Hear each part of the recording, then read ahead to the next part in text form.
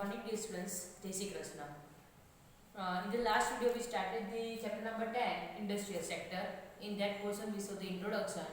આપણે ઇન્ટ્રોડક્શનમાં જો કે ઇન્ડસ્ટ્રીયલ સેક્ટર મેઇન ઇમ્પોર્ટન્સ છે કે જે આપણને એગ્રીકલ્ચર સેક્ટરને બી હેલ્પફુલ થઈ શકે છે અને ઇકોનોમીના ડેવલપમેન્ટ માટે બી હેલ્પફુલ થઈ શકે છે.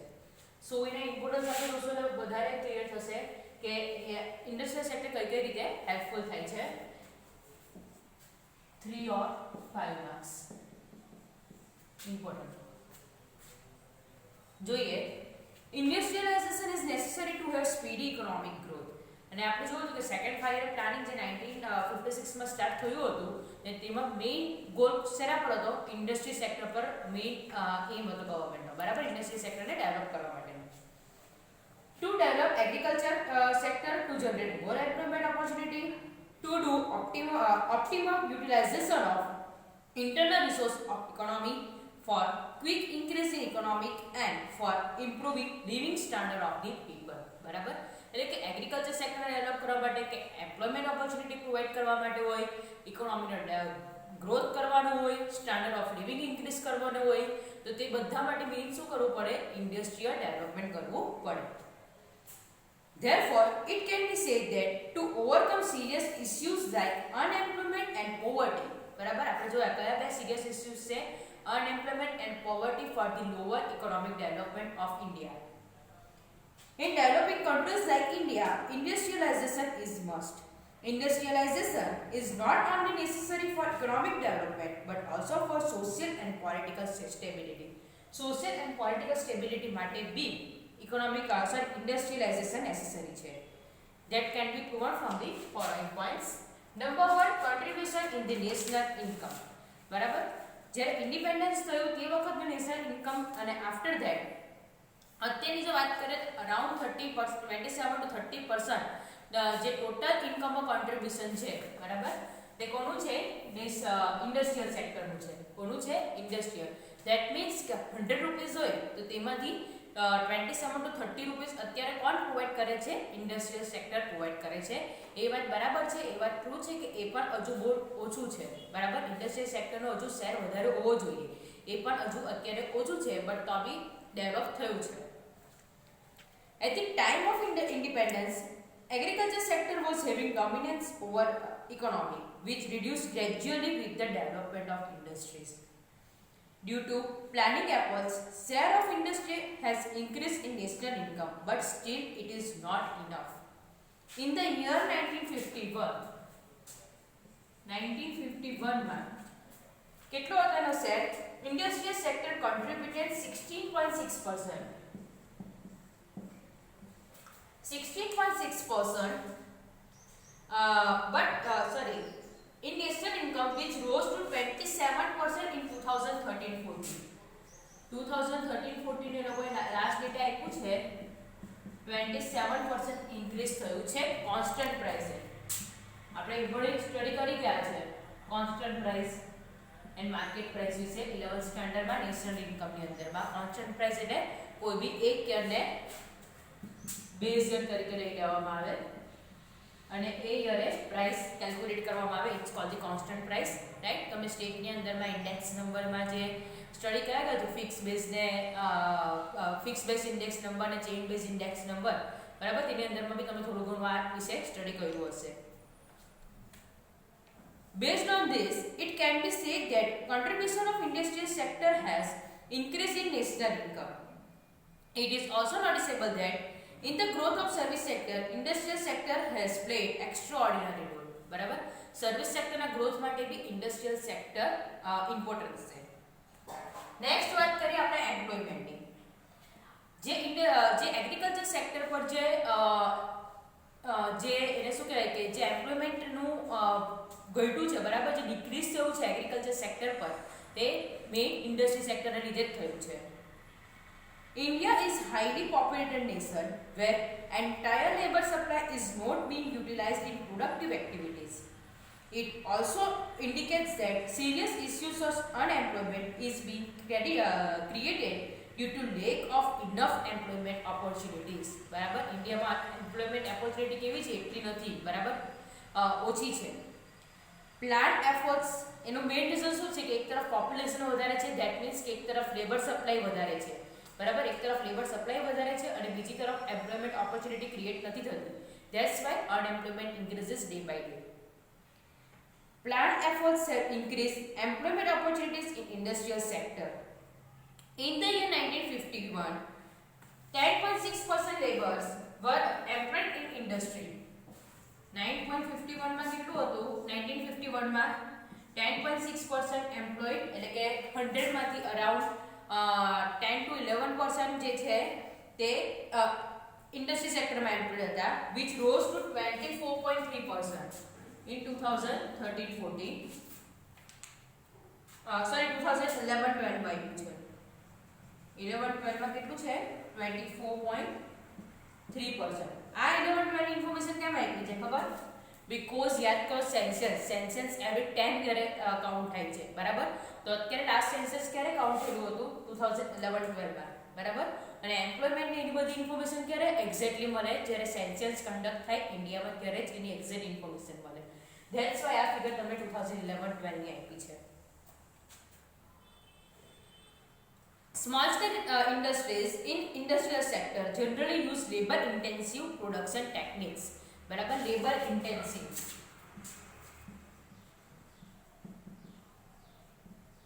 labor intensive that means what? કે લેબર ને એમ્પ્લોયમેન્ટ પ્રોવાઇડ કરે જે હ્યુમન બીઈંગ વધારે હોય, બરાબર, જે હ્યુમન્સ વધારે હોય. And capital intensive means what? બીજું એક આવે છે capital intensive. Capital incentive means what? કે જ્યાં મશીનનો યુઝ વધારે થતો હોય, મશીનરીનો યુઝ વધારે થતો હોય ત્યારે કેપિટલ ઇન્ટેન્સિવ કહેવાશે. અને જ્યાં લેબરનો યુઝ વધારે થતો હોય, આ કદાચ આપણે આગળ ડિસ્કસ પણ કરી ગયા છે, એને લેબર ઇન્ટેન્સિવ પ્રોડક્શન ટેકનિક કહેવાશે. તો સ્મોલ સ્કેલ ઇન્ડસ્ટ્રીઝ જે છે, જે small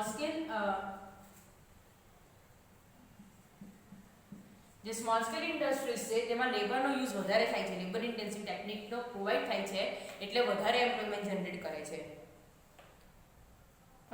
Increase in the small scale industry could subsequently increase employment. Next છે export income. આપણી જે એક્સપોર્ટ થી ઇન્કમ જે જનરેટ થાય છે, બરાબર, આપણે ફોરેન ટ્રેડમાં જોઈ ગયા ને, ઇન્કમ ફ્રોમ ધ એક્સપોર્ટ, બરાબર. એક તરફ આપણે ઇમ્પોર્ટ કરીએ છીએ ત્યારે આપણને એક્સપેન્સ થાય છે, બરાબર, અને એક્સપોર્ટ કરીએ ત્યારે આપણને શું થાય છે? ઇન્કમ થાય છે, રાઈટ. આપણે બેલેન્સ ઓફ પેમેન્ટમાં એની કેવી રીતે એન્ટ્રેસ થાય છે તેવી જોઈ ગયા.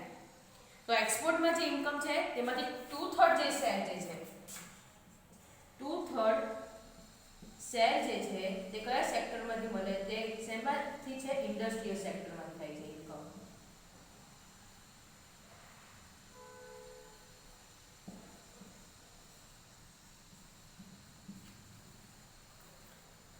Similar to agriculture sector, industry sector can also increase its production volume and generate surplus in economy.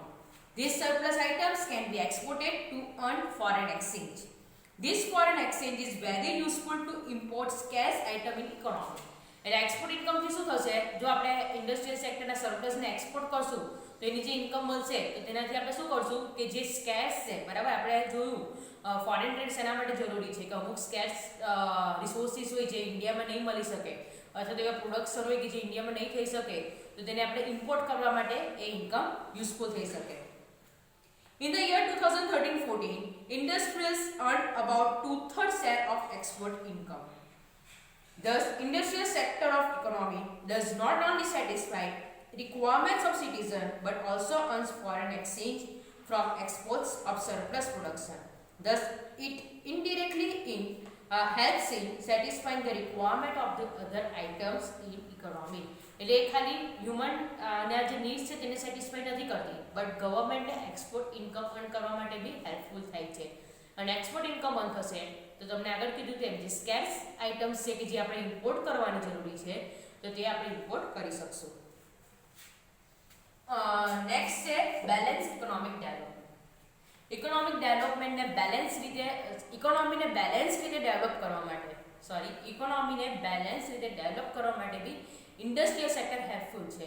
Because એક તરફ એગ્રીકલ્ચર સેક્ટરને બી હેલ્પ કરે છે, બરાબર, જે જરૂરી વસ્તુ છે તેને પ્રોવાઈડ કરીને. સ્મોલ સ્કેલ ઇન્ડસ્ટ્રીથી એમ્પ્લોયમેન્ટ બી જનરેટ થશે. એમ્પ્લોયમેન્ટ જનરેટ થશે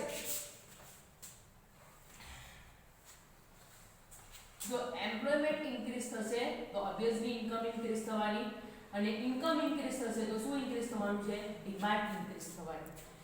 હવે યાદ કરો, આપણે આગળ બી સ્ટડી કરી ગયા છે. ફર્સ્ટલી પ્રાઇમરી ગુડ્સની ડિમાન્ડ ઇન્ક્રીઝ થશે, અને પ્રાઇમરી ગુડ્સની ડિમાન્ડ સેટિસ્ફાઈ થશે એના પછી જે લક્ઝરિયસ ગુડ છે બરાબર એની ડિમાન્ડ ઇન્ક્રીઝ થશે. રાઈટ, લક્ઝરિયસ ગુડ્સ ની ડિમાન્ડ ઇન્ક્રીઝ થશે તો જે બિગ ઇન્ડસ્ટ્રીઝ છે બરાબર, લક્ઝરિયસ ગુડ્સ એટલે એની અંદર આપણે એસી, ટીવી, કાર એક્સ્ટ્રા બધી વસ્તુ આવી છે બરાબર. તો એ બધાની ઇન્ડસ્ટ્રી છે તો તેનું પ્રોડક્શન ઇન્ક્રીઝ થવાનું, અને જો પ્રોડક્શન ઇન્ક્રીઝ થશે તો પાછું એમ્પ્લોયમેન્ટ ઇન્ક્રીઝ થવાનું. રાઈટ, પ્રોડક્શન ઇન્ક્રીઝ થશે તો ડિમાન્ડ ઇન્ક્રીઝ થશે તો પ્રોડક્શન ઇન્ક્રીઝ થશે, પ્રોડક્શન ઇન્ક્રીઝ થશે પાછું એમ્પ્લોયમેન્ટ ઇન્કમ ઇન્ક્રીઝ થવાનું એન્ડ ઇકોનોમિક ડેવલપમેન્ટ થવાનું. જોઈએ, industrial sector is very useful in attaining rapid and balanced economic development. Along with development of economy, there is a rise in demand of primary commodities. પહેલા primary commodities ની demand increase થશે. In addition to this, excess income remain as saving. બરાબર, લોકોની જે excess income છે તેને savings તરીકે રહેવા દેશે. This increased demand of luxurious and entertainment products.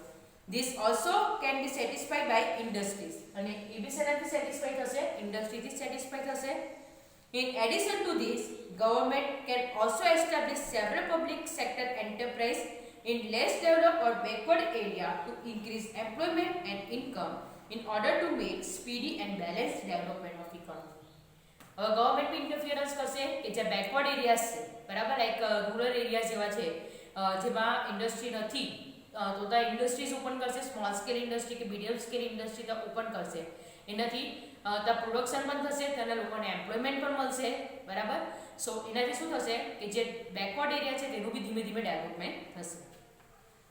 Direct government ત્યાં ઓપન નહીં કરશે, પણ ગવર્મેન્ટ શું કરશે, અમુક જગ્યા પર ઓપન કરશે, પણ અમુક જગ્યા પર જે બિઝનેસમેન જે ઇન્ડસ્ટ્રી ઓપન કરવાના છે તો એ લોકોને શું કરશે કે તમે આ એરિયામાં ઓપન કરશો તો અમે તમને આટલી સબસિડીઝ આપશું, આટલું ટેક્સમાંથી બેનિફિટ્સ આપશું બરાબર. તે બધા એ બધું એ લોકોને કહેશે, અને એ બધા બેનિફિટ્સ મળે પણ છે અમુક એવા એરિયાઝમાં ઓપન કરવાથી. તો એવા એરિયાઝમાં ઇન્ડસ્ટ્રીઝ પછી ઓપન થશે. નેક્સ્ટ છે મોડર્નાઇઝેશન ઓફ એગ્રીકલ્ચર. એગ્રીકલ્ચરને મોડર્નાઇઝ કરવા માટે ધેટ મીન્સ કે જે ફર્ટિલાઇઝર છે, પેસ્ટિસાઇડ્સ છે, ટ્રેક્ટર ને બધું જે બને છે તે કેવું બને છે? ઇન્ડસ્ટ્રીમાં જ બને છે. આપણે સાદી રીતે વાત કરીએ તો સ્મોલ પિન બરાબર, આપણે ટાંકણી કહીએ બરાબર, સ્મોલ પિનથી લઈને બિગ રિફાઇલ સુધીની બધી જ વસ્તુ જો પ્રોડક્શન કરવું પડે, જે જગ્યાએ કોઈ બી વસ્તુનું પ્રોડક્શન થાય તો તેને શું કહેવાશે? ઇન્ડસ્ટ્રી જ કહેવાશે બરાબર. સ્મોલનું હશે તો સ્મોલ સ્કેલ ઇન્ડસ્ટ્રી કહેવાશે. હવે આપણે પિનની વાત કરીએ તો પિન સ્મોલ છે બરાબર, તો એ સ્મોલ સ્કેલ ઇન્ડસ્ટ્રીની અંદરમાં આવશે. અને બિગ રિફાઇલ મિસાઇલ્સ ને બધાની વાત કરીએ તો એ બિગ સ્કેલ ઇન્ડસ્ટ્રી કહેવાશે બરાબર. પછી large scale industry large scale industries કહેવાશે બરાબર. સો સ્મોલ થી લઈને લાર્જ સ્કેલ ઇન્ડસ્ટ્રીઝ બધી જ આઇટમ્સ ઇન્ડસ્ટ્રીની અંદરમાં ઇન્ક્લુડ થઈ જશે. તમે પિન લઈ લો, વોચ લઈ લો, સ્પેક્સ લઈ લો, ક્લોથ્સ લઈ લો, કાર, એસી, ટીવી, ફ્રીજ બધું જ શેની અંદરમાં આવશે? ઇન્ડસ્ટ્રીની અંદરમાં આવશે. એગ્રીકલ્ચરમાં જોઈએ તો modernisation of agriculture is needed to increase development of agriculture sector and to do increase land and labour productivity. Industries can provide technology to help agriculture sector. શું પ્રોવાઇડ કરશે? ટેકનોલોજી પ્રોવાઇડ કરશે એગ્રીકલ્ચર સેક્ટરને. Tractor, ટ્રેઝર, pumps, equipments to spray pesticides etcetera એ બધું ક્યાંથી provide થશે? Industry સેક્ટરમાંથી. Are also produced by industries. Finally it can be said that by using modern technology of manufacturing industries, development of agriculture could be made possible. એટલે કે modernisation આપણે agriculture સેક્ટરનું કરશું તો industry sector as well as agriculture sector બેનું development થઈ શકશે. Next છે સ્ટ્રેન્થનેસ economic structure. એટલે ઇકોનોમિક સ્ટ્રક્ચરને સ્ટ્રોંગ બનાવવાનું કામ. Industrial sector is essential to create strong solid structure of economy. Industrial sector products like steel, cement, which are useful to build irrigation projects, roads, building, etc. એટલે કે જે ગવર્મેન્ટના big projects હોય કે builder આપણે એપાર્ટમેન્ટ્સમાં રહેતા હોય, ઘરમાં હાઉસમાં રહેતા હોય, તો તેના માટે જે બી આયર્ન છે, બ્રિક્સ છે, એ બધાની જરૂર છે, તો ક્યાંથી આવે છે? ઇન્ડસ્ટ્રીમાંથી આવે છે. In addition to that, it provides vehicle to transport such as buses, trucks, railway, plane, car, two-wheeler, etc. strengthen to economy. બરાબર? એટલે કે ટ્રાન્સપોર્ટેશન ફેસિલિટી માટે જે બી જરૂર છે, ટ્રાન્સપોર્ટેશન માટે જે બી બસની જરૂર છે, રેલવે ટ્રેનની જરૂર છે, બરાબર, આફ્ટર ધેટ કારની જરૂર છે, ટ્રકની જરૂર છે, પ્લેન, એ બધું મેન્યુફેક્ચર કા થાય છે? છેલ્લે થાય તો ઇન્ડસ્ટ્રીમાં જ થાય છે ને છેલ્લે. તે બધું બી પ્રોવાઈડ કરે છે. Even instruments of safety protection, બરાબર, એટલે કે જે રિફાઇલ છે, એટલે કે સેફટી પ્રોટેક્શન માટે બી જે વસ્તુ જોઈએ આપણા ઇન્ડિયન આર્મીને, સેફટી માટેની જે બી વસ્તુ છે, રિફાઇલ છે, બુલેટ છે, ટેન્ક્સ છે, કે પછી જેકેટ્સ છે, બરાબર, તો તે બધું બી કા પ્રોવાઈડ થાય છે? કા પ્રોડ્યુસ થાય છે ઇન્ડસ્ટ્રીમાં. Are also produced by industrial sector which reduce dependence on other nations and make India much stronger economically. બરાબર, એટલે કે આત્મનિર્ભર બનાવવા માટે, સેલ્ફ ડિપેન્ડન્સ બનાવવા માટે ઇન્ડસ્ટ્રીયલ સેક્ટર જરૂરી છે. ચેન્જ ઇન સોશિયલ સ્ટ્રક્ચર, બરાબર, સોશિયલ સ્ટ્રક્ચરમાં ચેન્જીસ આવ્યું છે કે પહેલા શું હતું કે લોકો અમુક સુપરસ્ટિશનમાં વધારે પડતું બિલીવ કરતા હતા, ઓર્થોડોક્સમાં બી ઓર્થોડોક્સ હતો અમુક પ્રકારનું, પછી ફેટાલિઝમ છે, એ બધું પહેલા ઇન્ડિયન પીપલમાં હતું. બટ જેવી રીતે ઇન્ડસ્ટ્રીયલ સેક્ટર એમ કે છે સ્ટાર્ટ થયું, તો તેવી રીતે ધીમે ધીમે આ બધું જે છે તો તે રિડ્યુસ થયું છે. Due to industrialisation new industrial culture emerge, due to which new values like discipline, teamwork, competition, hard work, self dependency, most important,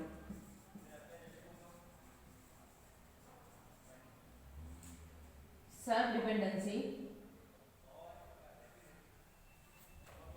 cooperation, understanding, innovation skills, institution capabilities get developed. એટલે આ બધું શું થયું છે?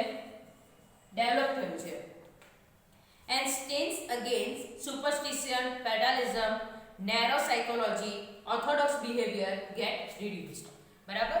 સો લોકોમાં શું એક પ્રોપર પ્રકારનું ડિસિપ્લિન આવ્યું, લોકો ટાઈમ ટુ ટાઈમ પહોંચતા થયા, ટાઈમનું એ લોકો વેલ્યુ કરતા થયા, ટીમ વર્કમાં વર્ક કરતા થયા, કોમ્પિટિશન, પ્રાઇવેટાઇઝેશન આવ્યું તો તે વખતે શું થયું? કોમ્પિટિશન વધ્યું, અને કોમ્પિટિશનમાં આગળ વધવા માટે એ લોકો વધારે ને વધારે હાર્ડવર્ક કરવા લાગ્યા. સેલ્ફ ડિપેન્ડન્સી, કે બીજી કન્ટ્રી પર ડિપેન્ડ નહીં રહેવું પડે, સેલ્ફ ડિપેન્ડન્ટ રહેવું પડે ઇન્ડિયાએ, તો તેના માટે બી વર્ક કરવા લાગ્યા. સો આખું સોશિયલ સ્ટ્રક્ચર ચેન્જ થઈ ગયું. પહેલા એ લોકો શું થતું હતું, અમુક એવી આઇટમ્સ એ લોકો ઇમ્પોર્ટ કરતા હતા, પણ હવે ધીમે ધીમે એવી આઇટમ્સ બી એ લોકો જાતે પ્રોડ્યુસ કરવા લાગ્યા. This type of social changes inspire economic development. So social structure જો ચેન્જ થશે તો ઇકોનોમિક ડેવલપમેન્ટ વધારે થઈ શકશે. રાઈટ? સો આ 7 પોઈન્ટ્સ ઓફ ઇમ્પોર્ટન્સ હતા. તમે બી તમારી રીતે એવા કોઈ 1-2 પોઈન્ટ્સ લાગે પછી એવું ન કરતા કે 7 પોઈન્ટ્સ તમે તમારી મરજીથી લખો, એવું નહીં ચાલે. અમે એકાદ પોઈન્ટ્સ તમને એવો લાગે કોઈ બીજો તો તમે લખી શકો છો, પણ 7 પોઈન્ટ મેં તો તમે અમારી મરજીથી લખો ને એમ કહ્યું કે ટીચર મને અમને સાચા છે માર્ક્સ આપો, પણ એવું નહીં ચાલશે. આપણે તો ચલાવી દઈએ, બરાબર, હું તો તમે ચાલો નહીં કદાચ સાચું હશે તમારા પોઈન્ટ ઓફ વ્યૂને માર્ક પણ આપી દે, બટ બોર્ડમાં નહીં ચાલશે. બોર્ડમાં લોકોને બુકનું જોઈએ, પ્રોબ્લેમ એ છે. એટલે તમારા 7 પોઈન્ટ યાદ રાખવા પડશે 3 or 5 માર્ક્સ માટે.